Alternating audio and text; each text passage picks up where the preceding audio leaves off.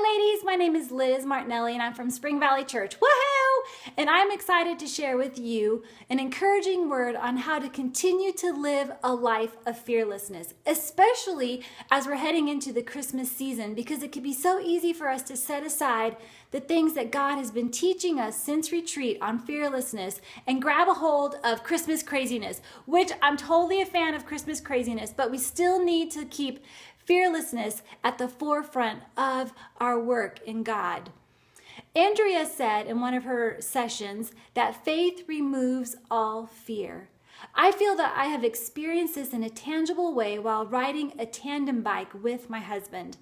Have you ever ridden a tandem bike before? It is absolutely nuts, especially if you're riding with your husband, but I highly recommend it.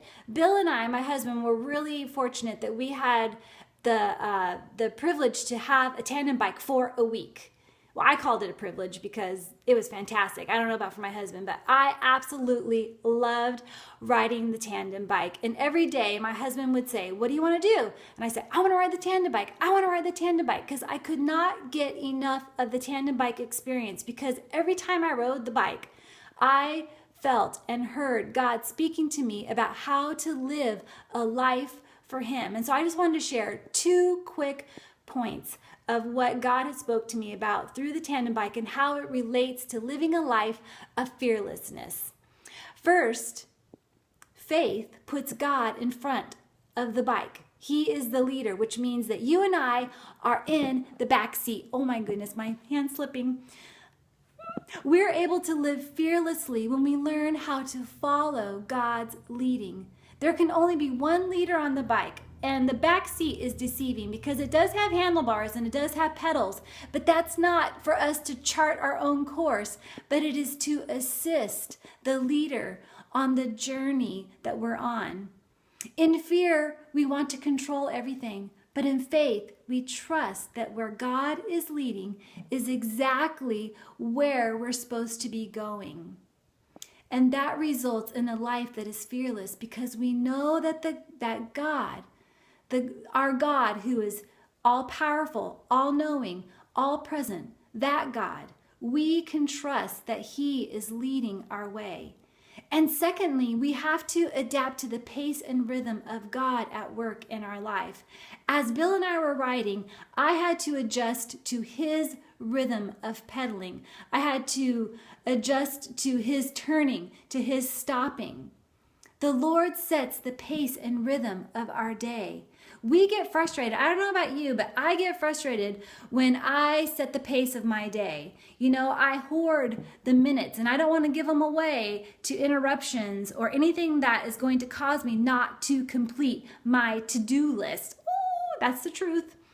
Fear grabs a hold of our day and tries to control the outcome of our day, but faith allows God to set the pace. We can still have our to-do list, of course, that's important. We have things that we have to do. God has set things before us. But in our day, we watch and we adjust to the rhythm of God in our day, because our day is not ultimately about completing our to-do list. Our day is ultimately about completing God's work. As I rode every day on the tandem bike, I would close my eyes and I would say, this is what it feels like to adjust to the Lord being the lead in my life. This is what it feels like to let go and allow God to steer my life. This is what it feels like to adjust to the rhythm, to the pace of God in my day. And this is what it feels like to be free, to be totally surrendered and turning over and trusting God with my day. I am not perfect in this in any means, but I have tasted freedom. I have tasted what it feels like to surrender and to let go and to let God lead my day. And I am on that like a dog with a bone. I want to continue to dig deeper and discover that freedom that I had on that tandem bike and understanding how that correlates with my relationship with God. And for us, to not do this alone, that we need each other. I encourage you to grab a hand of a friend, to grab a hand of your sister, to grab a hand of a woman and take her with you on this journey to discovering how to become more fearless in Christ, because fearless equals freedom.